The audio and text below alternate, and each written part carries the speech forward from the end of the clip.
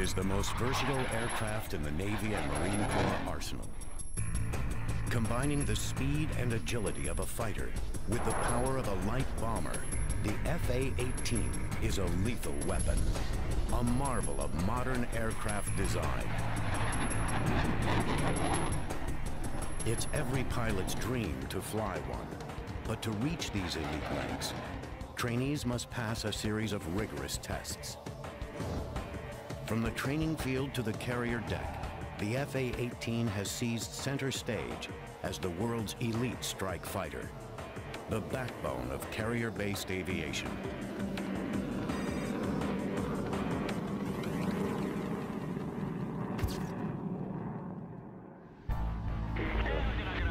Thanks for 3-1, Josh, approach Charlie, down 230.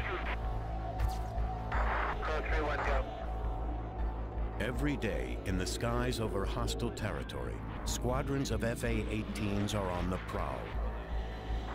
This is the front line where the F-18 excels. Striking targets in support of troops on the ground and tracking the horizon for enemy fighters. These jets project power from thousands of feet in the air. And their reach extends to almost anywhere on the planet, because their home base is no ordinary airstrip. For the F-18, home base is a floating runway churning the waters miles offshore. This is one of the United States' 12 aircraft carriers, a fully functional airport at sea. Even after striking targets and risking the threat of enemy fire, these F-18 pilots can't rest until they bring their aircraft safely to a stop on board.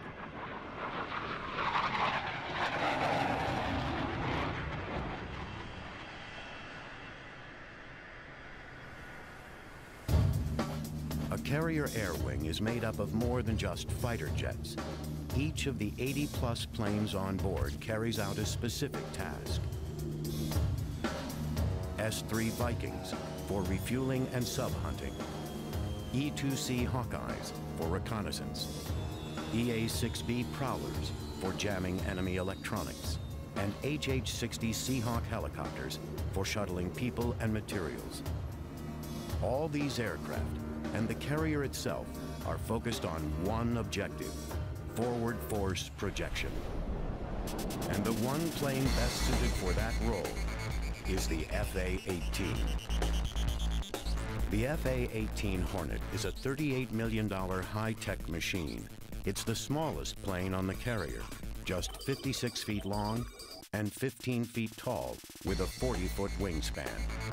Its streamlined design is characterized by a long, narrow fuselage and side-by-side powerful twin engines. At 21,000 pounds, it weighs half as much as many other fighter jets, with an advanced composite airframe of aluminum, titanium, and steel. To fly one of these jets is to join the ranks of just over 1,000 active Navy and Marine Corps Hornet aviators. The journey to become a carrier-qualified F-18 pilot begins thousands of miles away from hostile territory in the peaceful farmland of Central California. Naval Air Station Lemoore is the Navy's newest and largest master jet air station. The flat terrain and lack of neighbors makes Lemoore a perfect spot. Here, aviators who have passed their basic flight training learn how to fly the F-18. It's a mentally and physically challenging program. The newest class of trainees will undergo 300 hours of classwork and at least 300 hours more in simulators and training aircraft before they can even step into the cockpit of an F-18 jet. Lemoore's Flying Eagles of VFA 122 are among the best in the Navy when it comes to training elite aviators, preparing them for battle. A fleet replacement squadron trains the frontline pilots. That's what we do. The folks that we get into VFA 122 have never flown anything tactical, but when they leave here, they go right to a frontline fleet squadron. To forge elite pilots out of raw aviators, trainers here push their students harder than most other squadrons. We have roughly 100 students of some type in training at any one time here. We're flying probably more than we expected to, certainly more than anybody else expected us to the tune of 18,000 hours last year alone, where another squadron with a similar mission like this one typically would fly 12 to 13, maybe 15,000 flight hours. To put that in perspective, a fleet squadron on a very good year might fly 5,000 hours. Since the delivery of the first F-18s in 1980, Lemoore has been known as the home of the Hornet. Nearly 365 days a year, from the early morning on, the skies over Lemoore echo with the deafening roar of F-18 jet fighters. The F-18 that these trainees hope to fly is a much more sophisticated machine than earlier Navy jets. During the 1960s and 70s, the Navy was launching two formidable workhorses from its aircraft carriers. The F-4 Phantom was a reliable, fast, powerful fighter designed for air-to-air combat. Capable of reaching speeds of almost 1,500 miles per hour, it could carry a deadly array of weapons. The A-7 Corsair was a slower armored jet, a lethal light bomber that could deliver a 15,000-pound payload. Combined, the two planes flew hundreds of thousands of combat sorties in military operations all over the world. But by the mid-1970s, the F-4 and A-7 were aging and nearing the end of their useful lives. The Navy needed newer, higher-tech aircraft able to handle the demands of modern warfare. The Navy conceived of the F-18 in order to replace both the F-4 and A-7 in one combined strike fighter design and thereby free valuable space on its aircraft carriers. As a result, the F-18 is the first jet designated both F for fighter and A for attack. The deployment of a multi-role strike fighter had been a long-time goal for the Navy, and the F-18 has fulfilled that goal and more. While past planes like the F-4 could be configured as either a bomber or a fighter for a single mission, the F-18 can fill both roles simultaneously. The beauty of the F-18 is that you can carry a number of weapons across the wing, 6, 7, 8 weapons that can all be independently targeted on separate aim points in a target area. In the past, you may have needed, a whole strike from a carrier to be able to do that. Now you just do it with one airplane. The F-18's multi-role capability has made it the mainstay of the carrier air wing. And like all Navy planes, it still has to meet the tough requirements of fleet aviation. On the deck of an aircraft carrier, F-18s undergo constant structural stress caused by the violence of landing. But they're built to take it. I think what you'll notice, versus an Air Force aircraft, is just look at how beefy the landing gear are on any Navy airplane. And that's just to withstand the shock of coming down at about a descent rate of 750 foot per minute rate of descent, flying that 3-degree or 3.5-degree glide slope. The landing gear is built to withstand that shock. With 15 years of F-18 experience, Dan Dino Martin knows full well the challenges of fleet aviation. He's successfully touched down on carriers over 400 times. Landing an F-18 is the equivalent to bringing a loaded semi-trailer from 150 miles per hour to a full stop in less than 3 seconds. The F-18 is also built to sustain a punishing takeoff. Another thing you'll notice about the aircraft, the nose gear is going to be real beefy, but what's this ugly looking thing right here hanging off the front of the nose gear? That's our launch bar, and that is going to be hydraulically extended and retracted. It goes down into that shuttle, it goes down a cat track, and that shuttle grabs onto the tip of that launch bar, and that's what propels you down the catapult stroke.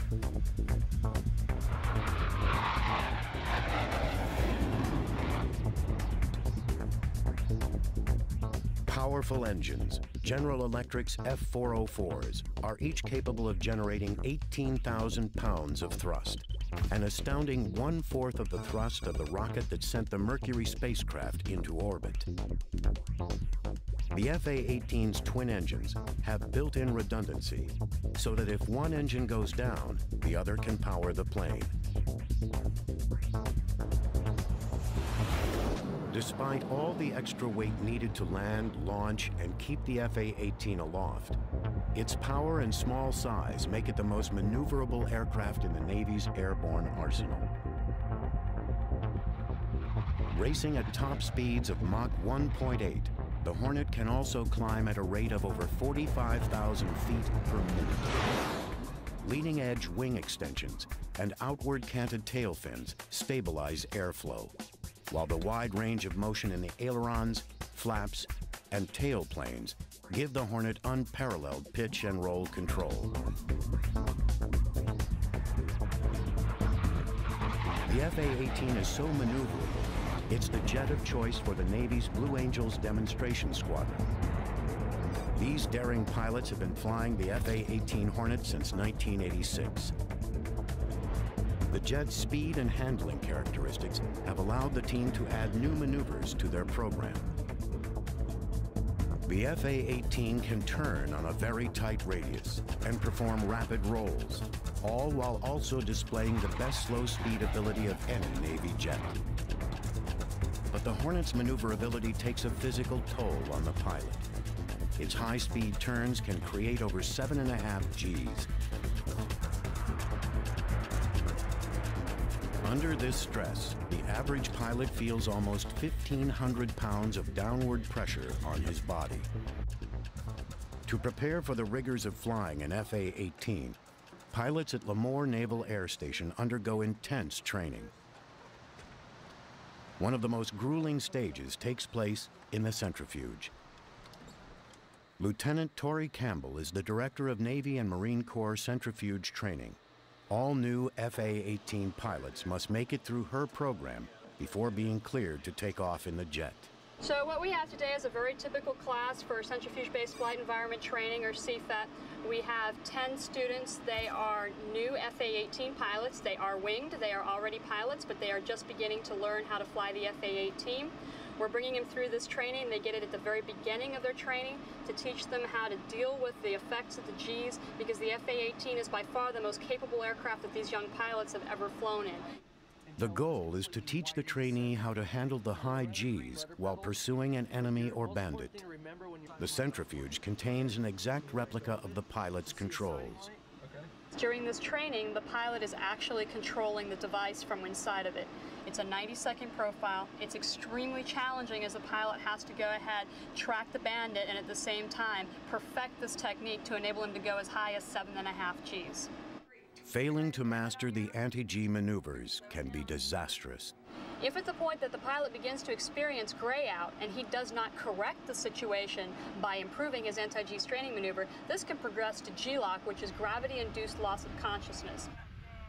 During a G-lock event, the pilot is completely unconscious. Typically it's about 12 seconds, but it can be as long as 45 seconds.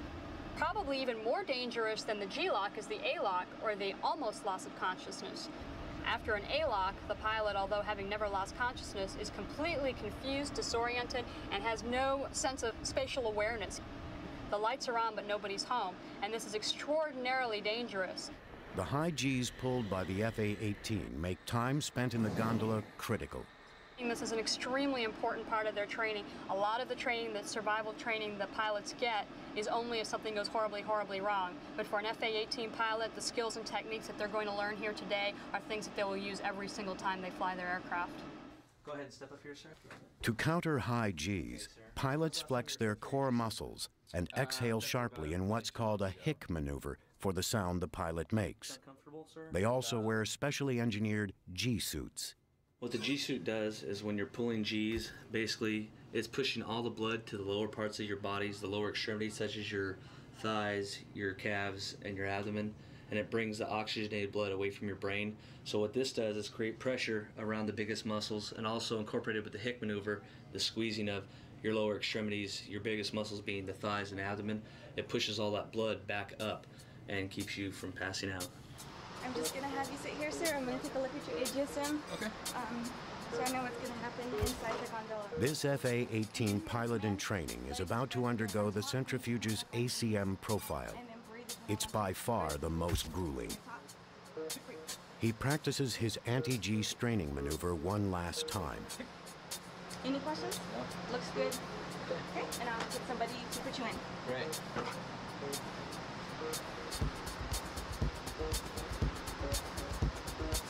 Go ahead and follow me, please.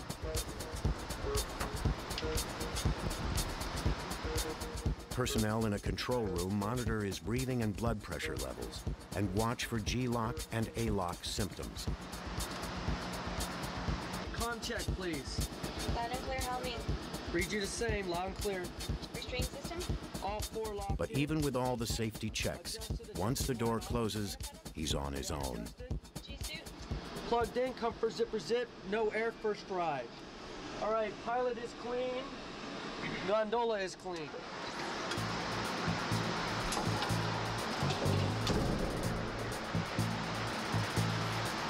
Sir, are you ready to go to idle? Yes. It's gonna be about 15 seconds until you feel it start moving. Breath? The initial stages of the profile hover between 5 and 6 Gs, with breaks of minimum G tolerance in between. Then the pilot is taken to the F-18's maximum G-force level. Rest up as much as possible. This next peak is 7.5. I want you to pull the stick back and get on top of the G's as quick as possible. Bites on, get a good prep, 7.5. Keep it in, bury that stick, back, 3, 2. Get him in the middle, sir. Hold it off, sir. Lock it off. Seal it off, sir.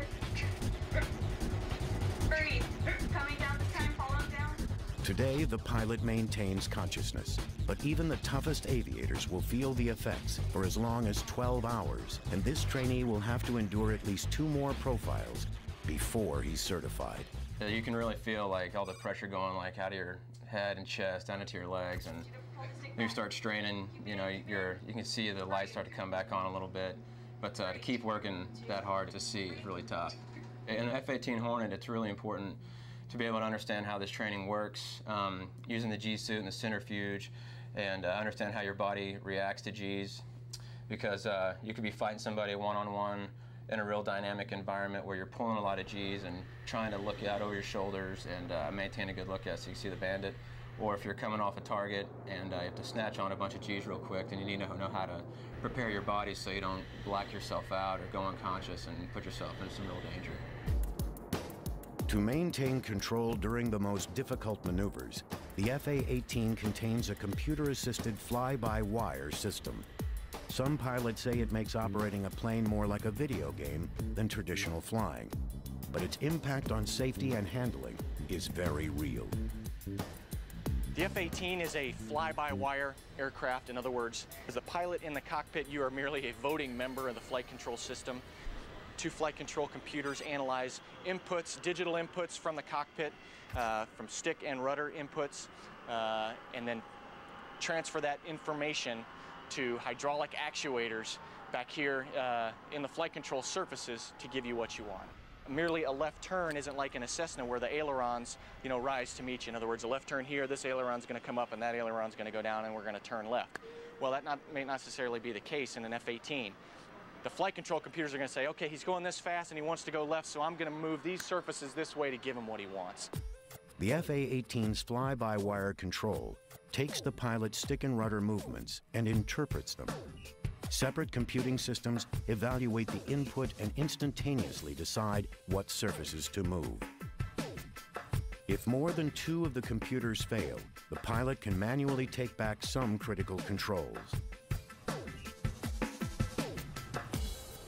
If the pilot does lapse into G-lock during a maneuver, the FA-18's flight system takes over, automatically leveling out the jet's path through the air.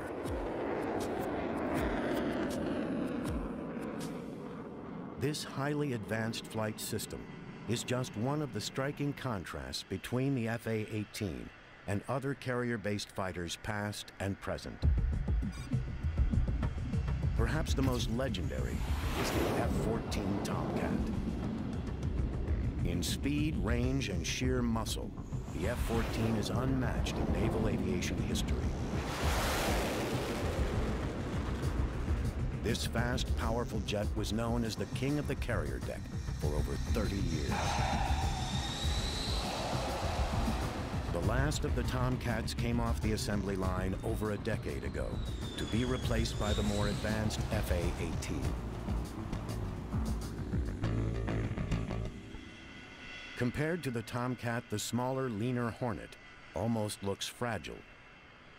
But the FA-18 is anything but dainty. Since its first deployment, this powerful jet has flown thousands of successful combat missions. One of the FA-18's greatest strengths is its reliability. The FA-18 contains 50% fewer parts than the F-14. And fewer parts means the plane is easier to maintain. One floor down from the flight deck is the hangar deck. This is where planes go when they are in need of work. Off the hangar deck, crews specialize in getting grounded planes back into action. Right now we're back here in the jet shop where I've got about 40 people that do work on the various engines that we have the capability to repair. This engine behind me here is an F-404. It's the engine that's out of the F-18 Hornet. We've done some maintenance to this. It's in a modular format where we can remove any of the modules on the engine, replace them, run the engine across the test cell, and then it's ready to be issued back out to the squadrons again. So these gents are making that ready to go. The FA-18 has proven even more dependable than the Navy hoped, especially when compared to the F-14 Tomcat. The Tomcats, as you well know, are aging, and they're aging rather fastly, so they require more maintenance man-hours per flight hour than, say, the Hornet. The Hornet, on the other hand, is still relatively young, comparatively speaking, and there aren't as many maintenance man-hours required. Tomcat maintenance squads must work almost 4 times as many hours to maintain their aging aircraft. When not undergoing repairs or routine maintenance checks, carrier-based FA-18s are either in the air or parked, wing to wing, on the flight deck. With as many as 80 planes aboard, and several at a time taking off or landing, the flight deck can become dangerously busy.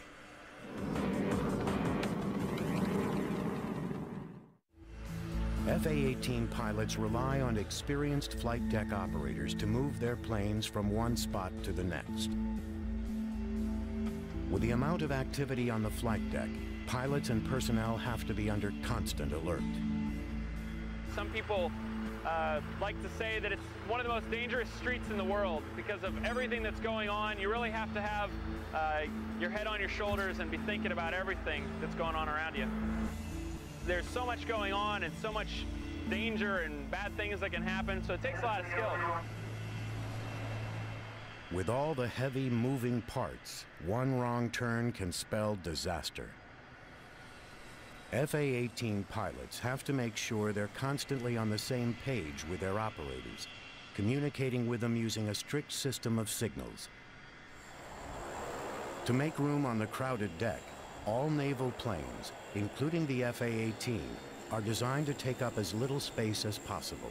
All aircraft that come to the Navy, there is a requirement when they are designed to have some type of function where they can minimize their surface area on the deck. And that means, you know, even down to a helicopter that is going to fold its rotor blades all the way back. The Tomcat's wings will sweep all the way back rather than coming out for the takeoff position that they need. On the S3 wings that fold over the top and now crisscross over the top of the aircraft because that is a very large wing aircraft. But on the F-18, we're going to fold these wings upright, and now there's an extra 4 to 5 feet of space, you know, 10 feet total now with the other wing, where that is space not utilized on the flight deck anymore. In other words, able to be used for the guys moving, taxiing aircraft around. With $38 million worth of machine under their control, the operators gently eased the F-18s into their spots. Once in place, another crew chocks the wheels and chains down the plane. They're all following a well-ordered parking plan, a plan monitored just off the flight deck. Once an F-18 touches down, it becomes the responsibility of the handler. Heads up around the island, pulling out a prop. Heads up around 643. The handler keeps track of uses a complicated set of push pins and buttons to update each plane's status. The aircraft templates are exactly to scale, even down to the area a helicopter's props take up when spinning.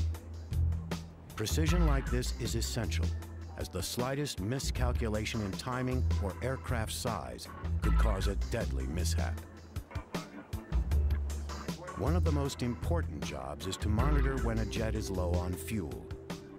Before an F-18 can be cleared for launch by the handler, its tanks have to be filled. Fueling and defueling the jets is a specialized task handled by a meticulously trained crew. And they're kept busy with the F-18s, which consume massive amounts of fuel, also known as JP-5. One criticism of the F-18 is that it has a relatively small onboard fuel capacity of 1,600 gallons. To increase its range, it can carry 3 external tanks. You've got 3 drop tanks, which holds about 330 gallons worth of fuel, or 2,200 pounds. So just by adding those 3 tanks, we increase our fuel load by 6,600 pounds. We add the drag, but the amount of gas that we get outweighs the drag of pushing those through the air. Including its internal tanks, the F-18 carries roughly 2,500 gallons of JP-5. On a regular patrol, it can use almost all its fuel in just an hour and 45 minutes. And F-18s really burn through their fuel on takeoff, and when they need sudden acceleration from their afterburners. The blast from an F-18's afterburners is so hot, the protective jet blast diffractors on the flight deck are made of reinforced concrete, as metal would simply melt. With the afterburner, the hot gases that leave the turbine section are incredibly hot, so by throwing just fuel onto those hot gases, right, you get an instantaneous ignition. By opening these turkey feather nozzles, you allow those gases to leave at a very rapid rate, which results in a tremendous burst of acceleration. If I plugged in the afterburners, I'd probably be out of fuel in about 15 to 20 minutes. To keep the F-18's hungry engines well fed, the carrier needs to keep a large supply of JP-5 on hand. There's so much fuel on board, it serves as ballast to steady the ship and keep the flight deck level. Over a 6-month period, a carrier's planes can burn through almost 12 million gallons of JP-5. To keep the jets fully fueled, the carrier rendezvous with a supply ship every 7 to 10 days. Fully fueled and operational, a carrier's F-18 squadrons can fly over 100 sorties per day.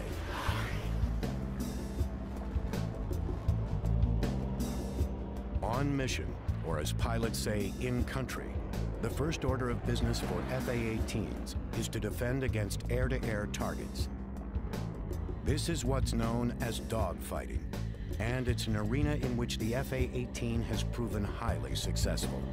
Close combat is a modern duel to the death, and dogfight training is among the most intense phases of learning how to fly the F-18. What I'm going to try to do is to stay on your tail as best I can today. At NAS Lemoore, trainees have to take on their instructors to earn their FA-18 certification. What we'd like to see happen today is that we will get ourselves to the appropriate... Lieutenant Commander Mike Bossard is in charge of the fighter weapons phase of FA-18 training. Today, he is training a former Tomcat pilot how to effectively maneuver the FA-18 in every dogfight scenario. And once I get to the appropriate range, I'm going to call either a missile shot or I'm going to call fights on. So if you ever lose sight of me today, just look right at your 6 o'clock position and I'll probably be right there. Or you hope so. What do you say we go out there and have some fun? Sounds good.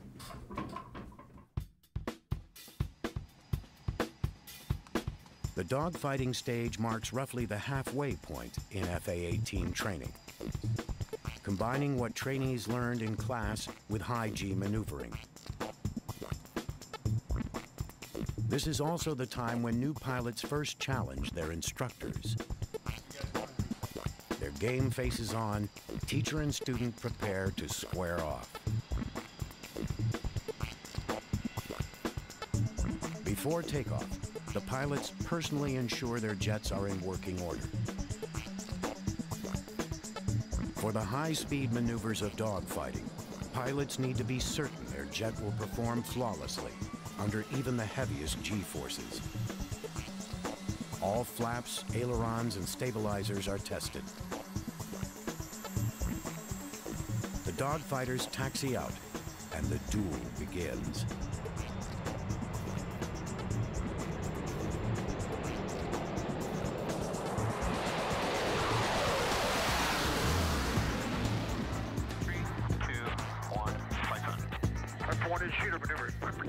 When they're on the offensive, pilots need to stay on the tail of their adversary and lock on target. Down, snap. Defensive maneuvering requires severe G-turns and sudden escape moves. Right. I got sight. Knock it off.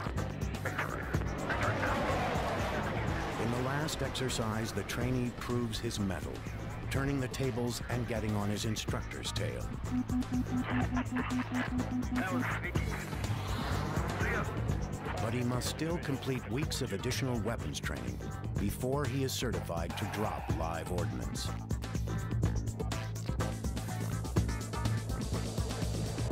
Among the FA-18's most lethal air-to-air weapons is the Raytheon AMRAAM, or Advanced Medium-Range Air-to-Air Missile. The AMRAAM is capable of being launched at well beyond visual ranges, in any weather, day or night. Its low-smoke, high-impulse rocket motor reduces the chance of enemy sighting and evasion, while its 45-pound warhead can take out any plane in existence. The AMRAAM's self-contained active radar seeker allows the FA-18 pilot to maneuver immediately after launch without disrupting the missile's path to its target. Just as deadly as the AMRAAM is the AIM-9L Sidewinder. The Sidewinder's strength is for shorter ranges than the AMRAAM. Its tracking device features a 180-degree periscope-like infrared seeker that can spot and chase targets. The AIM-9L earned the name Sidewinder with its vectoring rocket motors, which allow right-angle turns.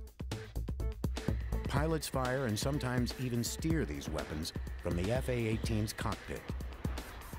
What makes these weapon systems all the more lethal is a cockpit design with a heads-up display that allows the pilot to perform many functions without looking down. Code 3-1, go. Code 3-1, I have a tanker down south. And almost every task a pilot needs to perform can be done without having to take his hands off the controls. Work area they use down there. Well, the biggest thing to note is hands-on throttle and stick, or HOTAS. I mean, everything you can do everything with just with your fingers while they're on the stick and throttle. Where in the Tomcat, it was more user-intensive. Had to push a lot of buttons, take your hands off the throttle, or take your hands off the stick to do certain things. And in the front of the Tomcat, you had very limited capability as far as what kind of radar modes you were in and what kind of stuff you could do. The Hornet, from the front, you basically can do everything. With the FA-18's advanced cockpit design and fly-by-wire control system, the pilot has more flexibility than in any other Navy jet. What this aircraft becomes when you go airborne, or even prior to going airborne, it becomes more or less an extenuation of your actual body. I mean, you become a part of this jet, you become one with the jet. What these displays allow you to do is find a mechanism or a conduit through which you can best glean all that information off, and you can incorporate that into your decision-making process while you're airborne. You get very comfortable hopping into this thing, starting it up, and launching off the front end of the carrier with it. To get this comfortable with their planes, future FA-18 pilots spend over 50 hours in a flight simulator at NAS Lemoore. It recreates almost exactly the cockpit and flight characteristics of the FA-18. This state-of-the-art equipment enables air crews to virtually fly every scenario. We'll initially start our training here with just basic flight procedures, and as the training progresses, we'll learn different weapon systems, how to fight the airplane air-to-air, and how to use it air-to-ground. And eventually, we'll end up flying at the boat with this. The final test that future Hornet pilots face in the simulator prepares them for one of the most difficult tasks in naval aviation: landing on the deck of an aircraft carrier. The minute you take off until you get on the carrier, that's all you're thinking about is that landing. You can't replicate that. The simulator does the best you can, but there isn't the feeling of fear, the feeling of death, or the excitement, or the adrenaline. It doesn't come through your system in the simulator. But what this will do is give you muscle memory. When the adrenaline does start pumping through your body and the excitement, you start thinking about what you did in the simulator. After simulated carrier landings, pilots get even closer to the real thing. This is Lemoire's landing signal area, complete with arresting cables, distance markers, and even the identical landing lights pilots use as a guide to touch down on the carrier successfully. Here at NAS Lemoire on runway 32 left at the just outside the LSO shack. Behind me you can see the optical landing system, the Fresnel lens, which provides the pilot a optical reference for how high or low he is below glide slope, and that's real important because the plane has to land at the proper spot on the carrier. The LSO, landing signal officer, he stands at the back of the boat, and he's in verbal communication with the pilots via the radio. But he also uses this, the pickle. This controls the lens. Pushing this button illuminates the red wave-off lights. So that would indicate that the landing area is fouled, like there's another aircraft in there, or personnel. And also the cut lights here, you can give them by using the cut lights, it's another non-verbal way that the LSO can communicate to the pilot that he wants them to give a little bit of power to come up on glide slope a little bit.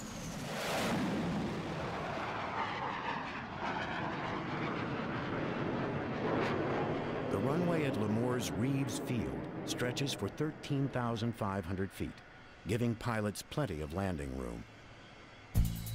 On a Nimitz-class carrier, the landing strip is just 500 feet long. To bring an F-18 to a complete stop, the pilot has to grab or trap one of 4 arresting cables. That means dropping the plane into a 40-foot box, ideally just 2 feet in front of the wire. Without some sort of arresting device, the jet would skid right off. Dropping 800 feet in just 15 seconds, the pilots have to keep the plane's nose up and maintain the correct attitude or angle of descent. Flying in at a minimum of 150 knots to avoid engine stall, F-18 pilots aren't so much landing the plane as aiming it at the wire.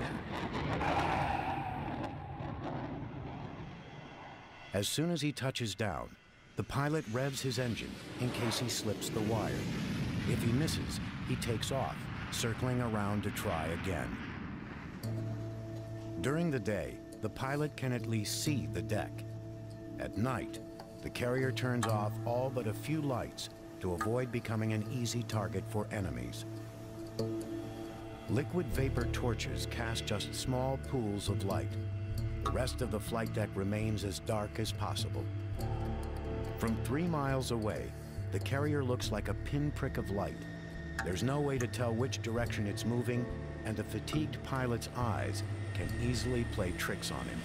Pilots returning at night have often been aloft on missions as long as 6 hours. The extra fatigue leads to a greater chance of missing the wire.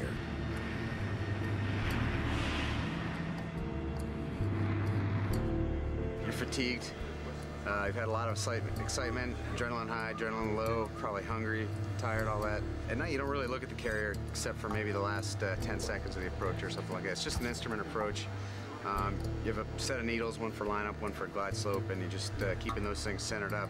Like magic, there's the boat, and you just fly a touchdown. So it's all instrument work, pretty much. And if you keep that thing centered and you keep the attitude on the jet, then you'll grab a 3-wire every time. Day and night, FA-18s and other planes are watched closely in the Air Traffic Control Center. a miniature version of what exists at any major airport. At the very top of the tower, the air boss directs the landings and takeoffs. From his perch, the air boss oversees pilot landings on the aft of the flight deck, as well as launches on the middle two catapults. His assistant, the mini boss, oversees the front, where the two most active catapults are. All information about the carrier's FA-18s from launch to landing goes through the air boss. It's his job to deal with information, occasionally jotting notes on the wall and windows to keep it straight. He then relays the critical information to wherever it needs to go. The air and mini boss are both aviators. This way they know every procedure intimately and immediately understand a pilot's status. Even the captain of the carrier is an aviator, highlighting the role of the aircraft carrier as a floating airbase. The FA-18's central role on the carrier is clear from the top of the tower to deep into its belly. This is one of the ship's 40-plus weapons magazines, where crews prepare the FA-18's various weapons loads. What we're doing today is configuring two Mark 83 low-drag bombs, utilizing a parachute-type fin assembly. What they're going to be doing now is they're going to hoist the bombs up on the bomb table. This 1,000-pound ordnance is a dumb bomb, just one weapon in the FA-18's arsenal. The FA-18 can be configured to carry over 24 different bombs and missiles. Once the FA-18's bombs are assembled, they ride a series of elevators to the flight deck.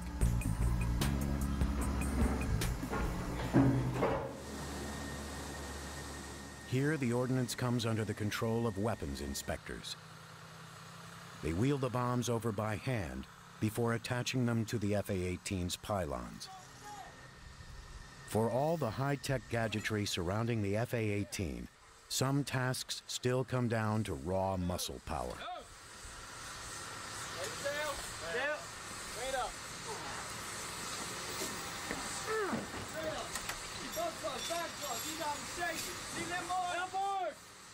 Although the bomb is not yet armed, it does contain almost 1,000 pounds of explosives. In past carrier disasters, fires have ignited the aviation fuel, which then set off the bombs.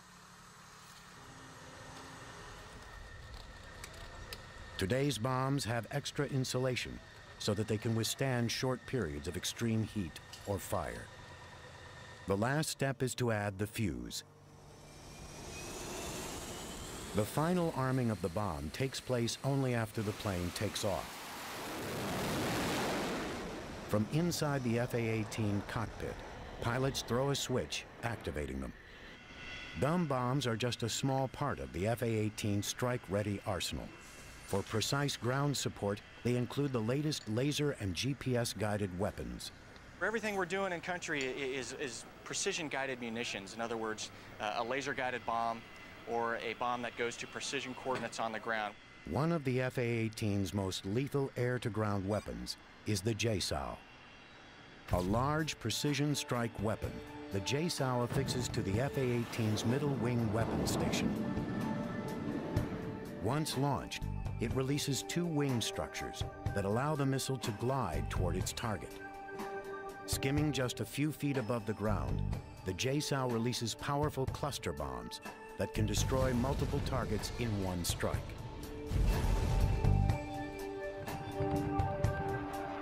Equally lethal, but with different capabilities, is the HARM, or High-Speed Anti-Radiation Missile. Accurately hitting targets from well beyond visual ranges, HARM destroys enemy radar before the FA-18 can even be detected. The FA-18 can also be equipped with Maverick, SLAM, and Shrike missiles, as well as a host of guided and unguided bombs.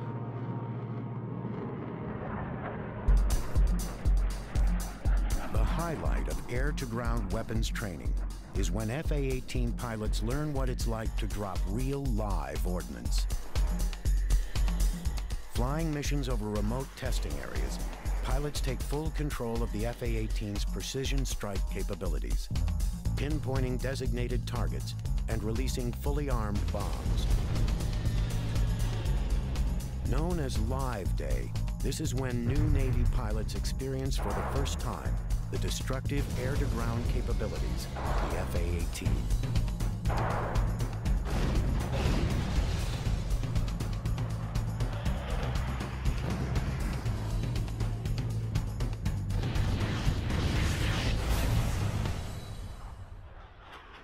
What makes the F-18's weapons so lethal is the latest in targeting technology.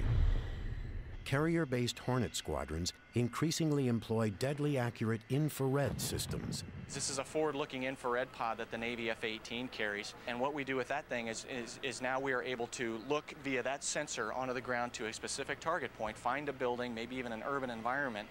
Now I can turn on some laser energy withheld in that pod, laser designate that target, and now my laser-guided bomb goes to that laser energy, and now I get a probability of impact within about 13 feet. F-18s also track targets using highly advanced radar technology, housed in the nose of the plane. These unique systems allow the pilot to switch between air-to-air and air-to-ground modes with a push of a button. Integrated into an electronic network, the F-18 takes on a central role in frontline operations. Through satellite data link, the radar, map, and weapons displays of the F-18 cockpit can be seen by fellow aircrew, as well as commanding officers in the carrier strike group. The frontline F-18 becomes the eyes and ears of an integrated battlefield.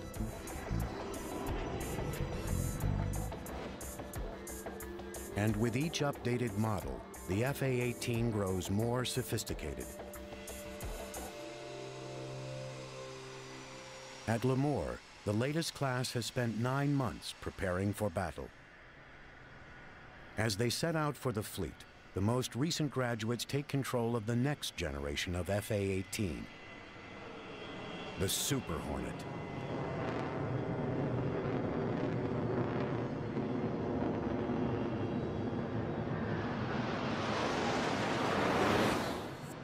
The Super Hornet design is based on the original F-18, but it is an even more lethal machine. The Super Hornet is almost 3 feet longer and has a 25% larger wing surface than the A through D models. Its structural differences include diamond-shaped intakes and a dog-tooth wing design. The bigger, stronger Super Hornet holds 35% more internal fuel capacity and contains extra space for future technologies.